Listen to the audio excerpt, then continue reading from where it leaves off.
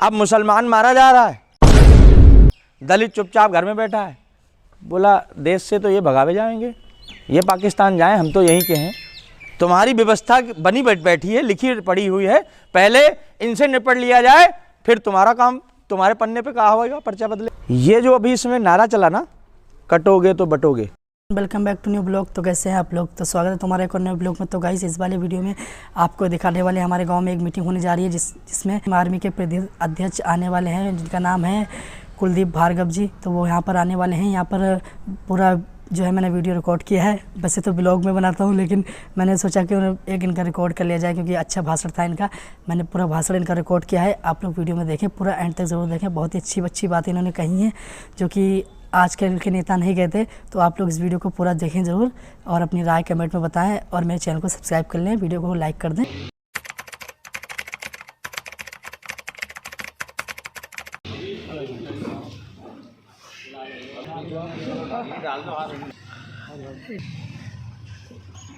बहुत बहुत धन्यवाद आप सबका।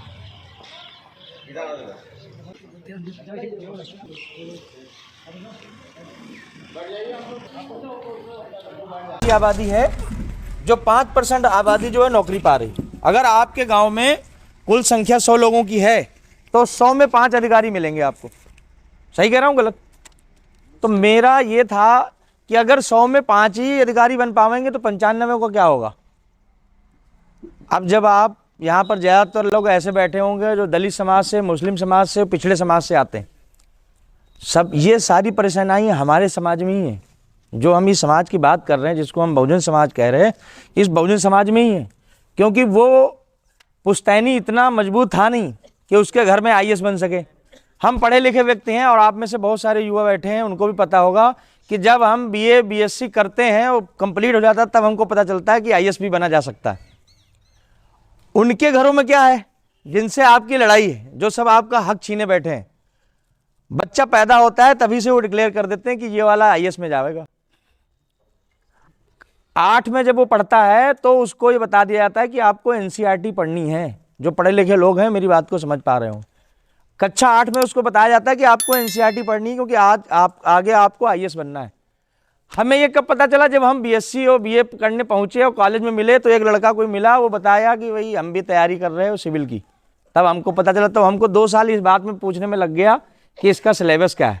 तो किसी ने ये बताया कि 6 क्लास से लेकर 12 क्लास तक की NCERT पढ़ोगे तभी IAS बन पाओगे। और हम 6 कब पढ़े थे? 8-10 साल पहले। अब हम फिर से आवेंगे 6 क्लास की किताबें उठावें और फिर से हम पढ़ने के लिए। जो मैं आज आपसे बात कह रहा हूं, शायद कहीं कोई कहेगा आपसे, क्योंकि नेता का काम क्या है? हम भोले भाले लोग हैं, गांव से उठा के बैठाए 3 माताएं बैठी हैं, इनको क्या पता कि क्या होने वाला है यहाँ। आप में से किसी व्यक्ति ने इनको बताया कि भाई अध्यक्ष जी आ रहे हैं, आपको चलना है, बैठना है। ये बेचारी आधा घंटा बैठ गई। इनको कुछ नहीं पता कि क्या मिलेगा क्या नहीं मिलेगा। तो क्या है ये लोग? भोले भाले लोग। इनको अभी जैसे वो बता रहे थे गंगवार जी कि कोई नेता आया और चुनाव के समय में वो आपके पैर छू गया। आपको क्या लगा कि इतना बड़ा आदमी हमारे पैर छू रहा है? हम प्रभावित हो गए। और आप यंग हो तो आपके नहीं छुआ, आपकी अम्मा के छू लिया। तो बोले यार वो तो आते हैं और हमारे घर में हमारी मम्मी के पैर छूते हैं। लेकिन समस्या यह था कि ये पैर छूना सम्मान नहीं था, क्योंकि उस समय वो व्यक्ति को एक लाभ था। मैं आज आया हूं और मैं आपसे कहूं कि 26 तारीख को आपके यहाँ कार्यक्रम है, मैं सबके पैर छू लूं इधर से, तो इसका मतलब मेरा लाभ है, ठीक। लेकिन जब मैं आपसे ये कह दूं कि अगर आप आओगे तो ठीक, आप नहीं आओगे तो भी ठीक, तो इसका मतलब मेरा कोई लाभ नहीं है। क्योंकि हम आपसे, अभी आप सब बैठे हो, हम आपको कुछ देके जा रहे हैं यहाँ से क्या? ना हम कॉलोनी दे सकते आपको, ना हम रोड दे सकते आपको, क्योंकि जैसे आप हो वैसे हम हैं। बस हम में और आप में ये अंदर है कि हम इस समय दूसरों की लड़ाई लड़ रहे, आप अपने आप से परेशान हो। और जो हमारे संगठन से इसमें जुड़े लोग हैं वो भी दूसरों की ये जो 2-4 लोग हैं, अभी मैं देखा हो भैया के कान में कुछ पूछ रहे होंगे, तो कोई व्यवस्था के लिए ही पूछ रहे होंगे, जाहिर सी बात।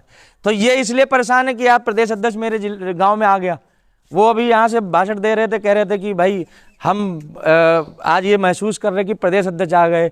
वैसे प्रदेश अध्यक्ष के लिए आपको 2000 लोग बैठाने पड़ेंगे। समस्या, हम प्रदेश अध्यक्ष कौन है? हम आपके बेटे ही तो हैं, हम आपके भाई ही तो हैं। तो अगर हम अपने घर में आए और अगर 15 लोग भी इकट्ठा हैं तो उससे क्या दिक्कत है? अपने परिवार में तो हम बात कर सकते हैं ना। इसके लिए हमको 2000 लोग और लड्डू और पेड़ा तो नहीं चाहिए। जब तक आप अच्छी सोच वाला व्यक्ति निकाल के नहीं लाओगे, कैसी सोच वाला, कि अगर मैं तुमसे अभी 1-1 रुपया मांगूं और तुम्हारी सबकी जेब में 10-10 रुपये हैं, तो तुमने मुझे 1-1 रुपया दे दिया, मुझे क्या मतलब, ऐसा समझ लो कि किसी भिखारी ने आपसे मांगा कि 1 रुपया दो, आपने 10 रुपये हैं 1 रुपया दे दिया, इसका मतलब आपकी नीयत अच्छी है। नीयत ये है कि 10 अगर हैं तो 1 हम दूसरे को दे सकते हैं। कोई ऐसा आया और उसके पास में 100 रुपये जेब में है और किसी ने हाथ फैलाया कि भैया भूखे हैं, दे दो 1 रुपया 5 रुपया, उसने कह दिया हट तेरी, साला मांगता रहता है, इसका मतलब नीयत हमारी देने की नहीं है। अब तुम ये सोच रहे हो कि यार ये इसलिए नहीं दिया क्योंकि इसके पास 100 ही रुपये थे, तो उसके पास में 10 लाख रुपए भी हो जाएंगे तब भी उसकी नीयत देने वाली नहीं रहेगी। कुछ ऐसे लोग आपके बीच में बैठे हैं कि अगर मैं आपसे भी ये कहूँ कि मैं आपके घर चल रहा हूँ, खाना खाऊंगा, मान लो आपके यहाँ 2 ही रोटी हो, तो आप ये कहोगे कि भैया आधी आप ले लो, आधी में का 1 टुकड़ा इनको 1 टुकड़ा इनको, मतलब आपने सब में बांट दिया। कुछ लोग ऐसे कहेंगे अरे कहाँ माथे पड़ गया यार, 2 ही रोटी हैं, घर खावेगा कि इनको खिला दें, तो वो टाल दिए। मतलब ये नीयत में फ़र्क है, ये आपको ही पता है। कुछ लोगों के यहाँ रिश्तेदार आते हैं तो बड़ा गर्व फील होता है कि आज चाचा आ गए, मौसा आ गए, कुछ ये कहाँ कैसे आ गया, तो ये हमारी नीयत है। अब हमने चुन के किनको भेजा है, वो नीयत वाले लोग, और हम उनसे उम्मीदें क्या कर रहे हैं कि हमारे मसीहा बनेंगे। हम तो कोई वोट मांगने तो आए नहीं ना, हमारे यहाँ कोई आपके यहाँ इलेक्शन हो रहा। हम तो आपसे ये कहने आए कि ये सोच आवेगी कैसे, हम जानेंगे कैसे कि कौन देने वाला है और कौन लेने वाला है। नेता ऐसे भी देश में पड़े हुए हैं जो पूरा अपना कार्यकाल जो है वो समाज के लिए गंवा के और चले गए। वो नेता कौन है? वो नेता तब थे तब भी मानते थे, अभी नहीं है तब भी मानते हैं। आपके क्षेत्र की हम अगर बात करें, चौधरी चरण सिंह का नाम आप सबने सुना। आज जब किसानों की बात आती है तो हम उनको किसानों का मसीहा कहते हैं, सम्मान के साथ में उनकी प्रतिमा के आगे झुक जाते हैं। लेकिन नेता तो और भी हो रहे हैं तो उनके लड़के और पुरखे भी, संतानें भी, लेकिन आप क्या ऐसे झुकोगे? नहीं, क्योंकि वो लड़ रहे थे किसके लिए? हमारे लिए। और जो वर्तमान के नेता हैं वो किसके लिए लड़ रहे हैं? अपने लिए।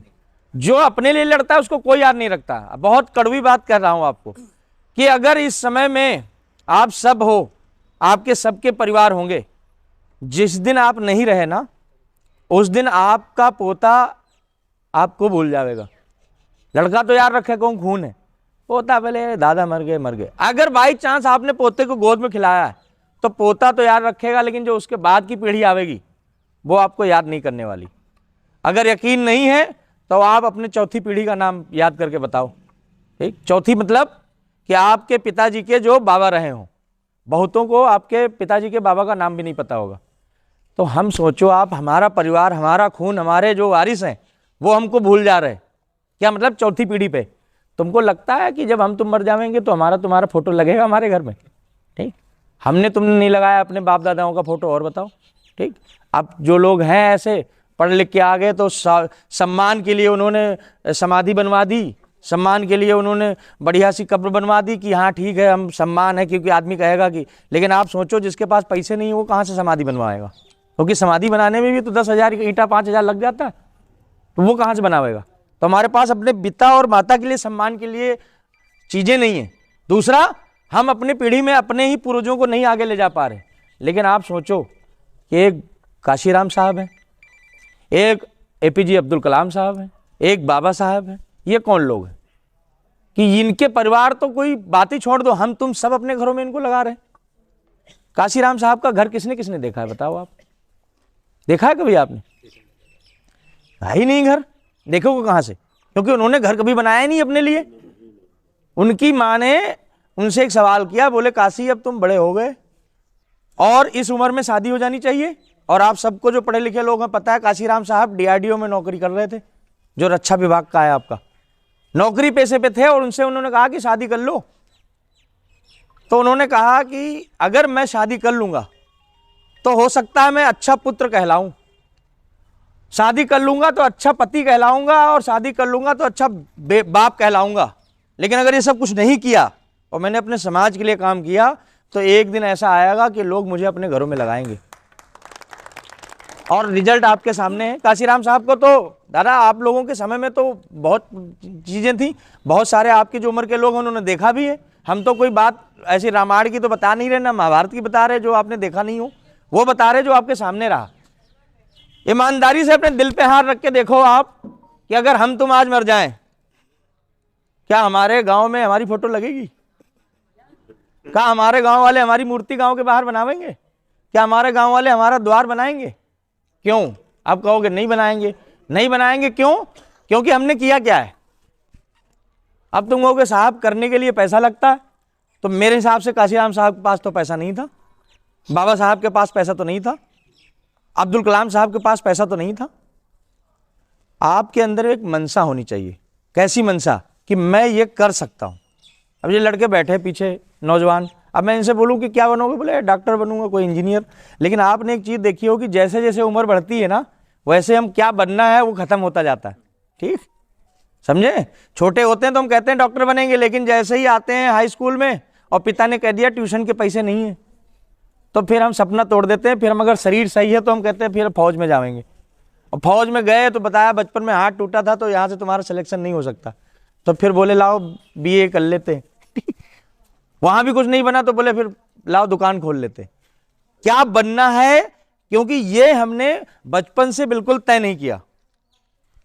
जंगल का राजा कौन होता है? शेर। है भाई पीछे बच्चे, शेर। ये किसने बताया आपको? मास्टर ने, टीचर ने, किताब में, बड़े बूढ़ों ने। आप बताओ जंगल में कभी इलेक्शन हुआ था क्या? हुआ था कि सर्वसम्मति से सारे खरगोश और लोमड़िए सब झुक गए हों कि महाराज आप ही हो मेरे प्रधान? ऐसा हुआ होगा क्या? नहीं हुआ होगा। फिर हम शेर क्यों कह रहे हैं उसको? क्यों कह रहे? क्योंकि ताकतवर है। सबसे ज्यादा ताकत किसके पास होती? किस जानवर के पास? हाथी के पास। और सबसे ज्यादा बुद्धि किसके पास होती? चालाक कौन होता है? लोमड़ी। सबसे तेज दौड़ता कौन है? चीता, हिरन। ठीक, तो कोई क्वालिटी तो ऐसी दिख ना रही है। लंबा भी नहीं है, लंबा जिराफ होता। क्या कोई राजा वाली क्वालिटी दिख रही है उसमें? फिर भी राजा है। क्यों? क्योंकि उसने अपने आप को मान रखा है ना कि मैं राजा हूं, और हमको तुमको सबको तोड़ रखा है उसने। हिरन की दोस्ती हाथी से नहीं है, हाथी की दोस्ती जो है वो चीते से नहीं है, चीते की दोस्ती खरगोश से नहीं है। आपस में सब कंपटीशन है।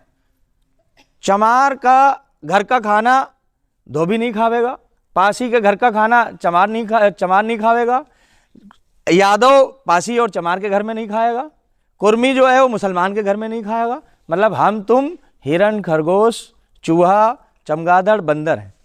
ठीक, और शेर मैं किसको कह रहा हूं आप समझ रहे हो? हम किताबों में कितना कह ले, यहां से भी बढ़े कहो और तुम भी नारा लगा दो शेर आया शेर आया।